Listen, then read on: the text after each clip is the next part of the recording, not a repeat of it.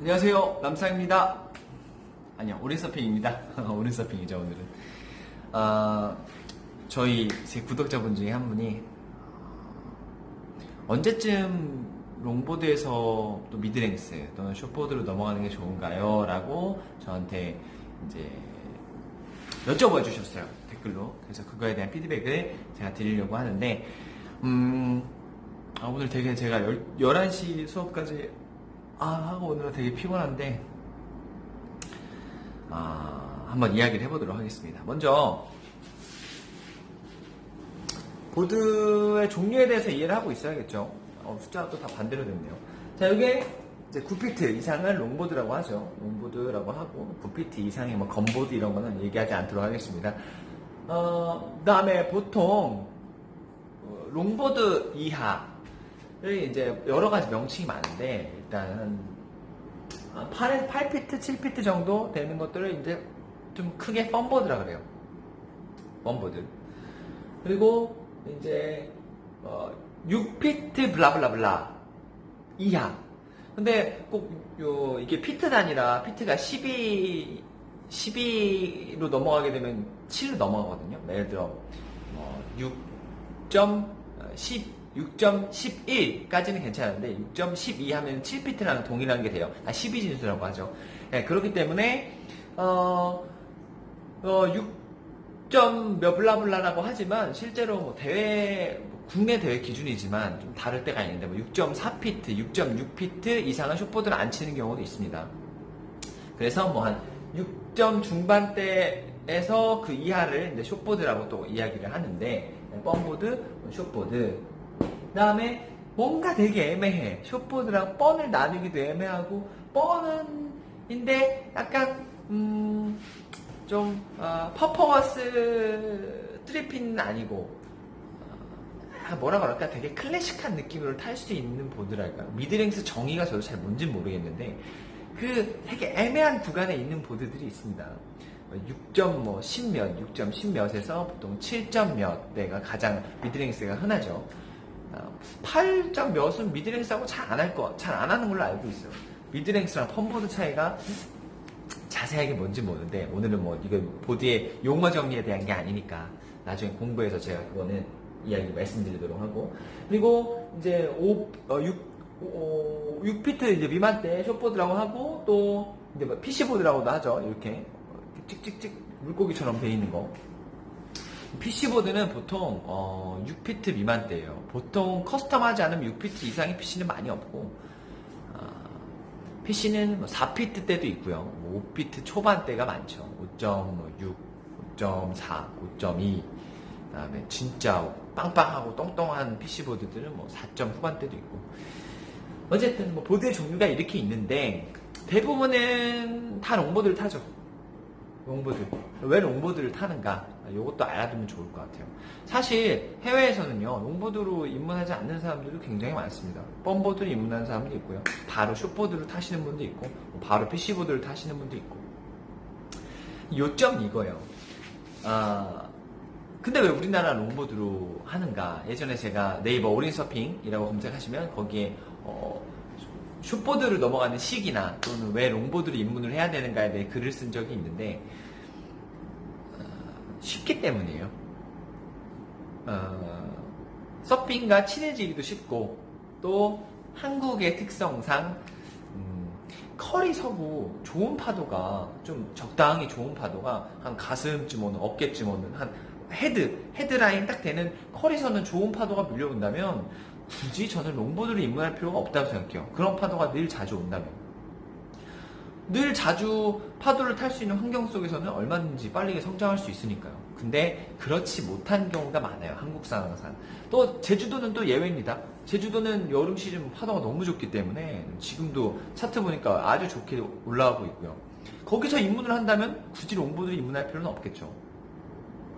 또 다른 이유를 꼽자면 우리 원웨이브 원서퍼라는 서핑에 특화된 그런 룰, 또 매너상 굉장히 한정적이죠. 또 롱보드도 잘 타는 사람들 많은데 그 속에서 피크에서 좋은 파도를 짧은 보드로 내가 경쟁해서 잡기가 쉽지 않아요.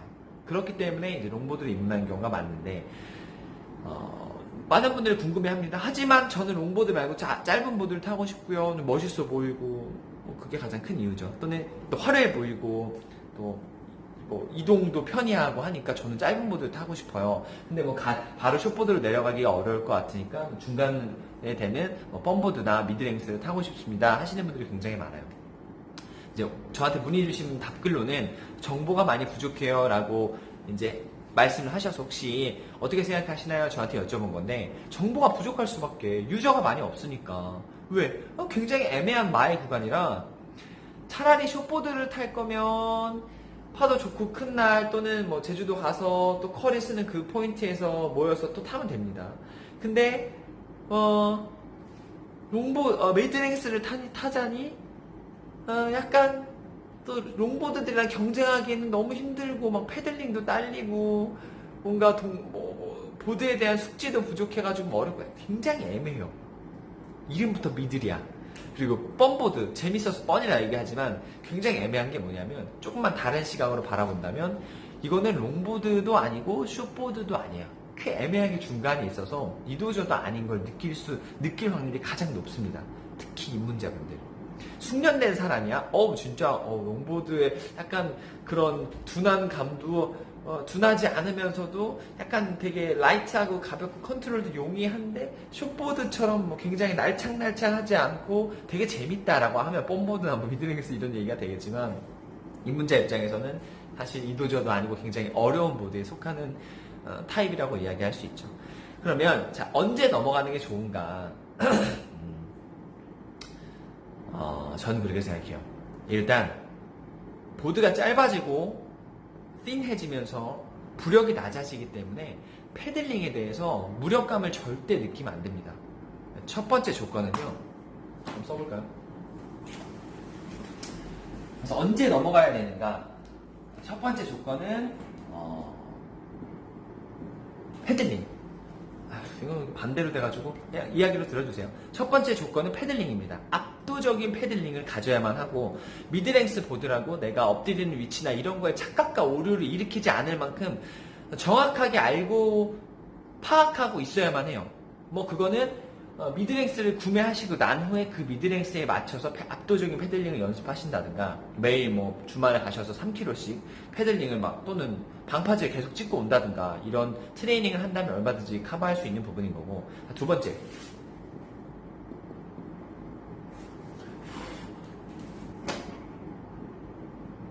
테이크 오프 시 바리치.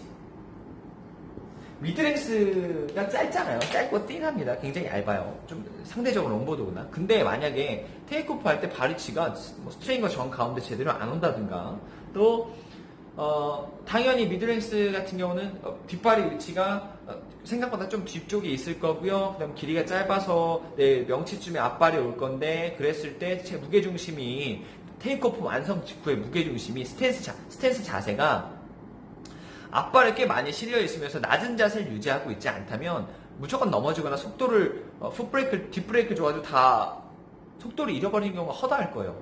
그러면 미드랭스의 재미를 못 느끼겠죠, 당연히. 그렇기 때문에 두 번째 조건은 아마 테이크오프 시 바리치 이제 중요하게 될 거고, 그 다음에 이 회전의 원리에 대한 이해. 테이크오프 직후에 사이드 라이딩, 회전 첫 턴이죠. 이제 파도를 잡은 직후에 이 사이드 라이딩에 대한 정말 의도적인 턴이 가능한가?